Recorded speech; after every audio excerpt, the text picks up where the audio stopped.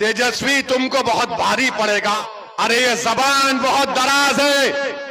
याद रखो, जब ओवैसी ने कहा कि 17% का मुख्यमंत्री होगा, अब्दुल्ला का बेटा मुख्यमंत्री होगा, ईसा का बेटा, फातिमा का बेटा बिहार का मुख्यमंत्री होगा, तो लोग इंशाअल्लाह, तो लोगों ने कहा तेजस्वी को बड़ी तकलीफ हुई, वो बहुत परेशान है, ये ओवैसी क्या बोल रहा है। अरे बाबू, ख्वाब देखना गुनाह नहीं है, दुआ करना गुनाह नहीं है, मगर ख्वाब और अपने अज़ाइम को, अपने ख्वाहिशों को पूरा करना, अगर उसमें इखलास है तो अल्लाह कामयाबी देने वाला है। ये हाल आज बिहार का हो रहा है। अरे एक्सट्रीमिज्म अगर कर रहे हैं तो आरएसएस कर रही है, एक्सट्रीमिज्म कर रही है तो बीजेपी कर रही है। जो बीजेपी का एक मंत्री ने बिहार के मुसलमानों को नमक हराम कहा, मगर तेजस्वी उसको नहीं बोलता। किसको बोलता है? एक मर्द मुजाहिद को बोलता है। किसको बोलता है? जिससे उसको डर है, उसकी कुर्सी को डर है।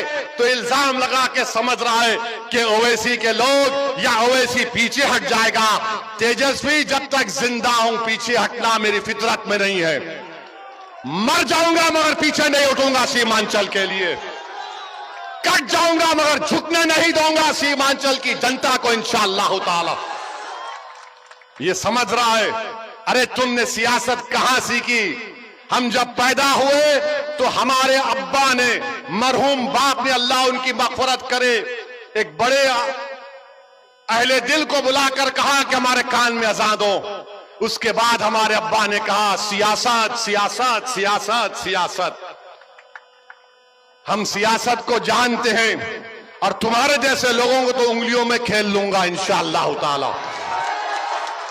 तुम देखते जाओ, तुम मुझे गाली देकर मुझे तकलीफ नहीं पहुंचाए। तुम सीमांचल के हर उस शख्स को जो सीमांचल की नाइंसाफी को खत्म करना चाह रहा, तुम हर उस मां और बहन को तुमने उनका दिल दुखाया जो आज सीमांचल की लड़ाई को अपनी लड़ाई समझते हैं। तुम हैदराबाद की जनता को गाली दी, तुमने उत्तर प्रदेश और महाराष्ट्र के अवाम को तुमने दिल दुखाया है। इंशाअल्लाह ताला जब किसी का दिल दुखता है और वो अल्लाह की बारगाह में हाथ उठाता है, जिस तरह गुड्डू भाई ने दुआ की थी अपने वालिद के लिए, इनका दिल दुखा था। जिसका दिल दुखता है, जिसका दिल टूटता है, अल्लाह उसके दिल की लाज रख लेता।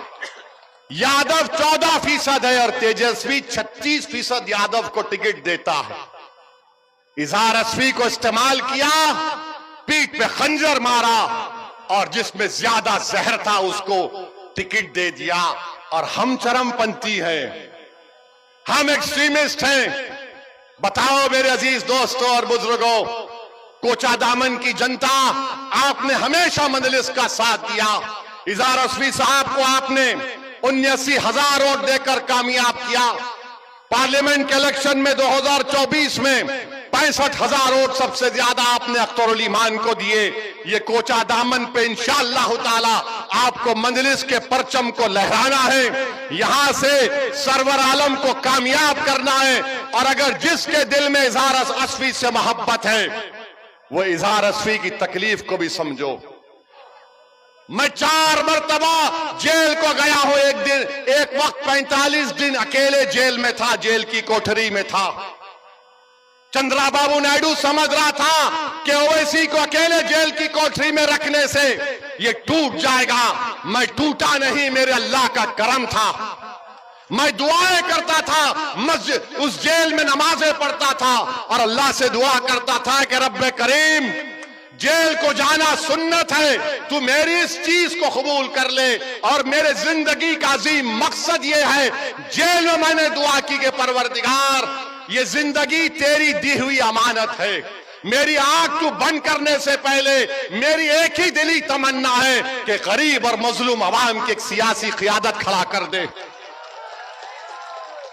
जेल में मैंने दुआ की थी, नहीं मालूम आज मैं सीमांचल को आ गया, आपसे बात कर रहा हूं।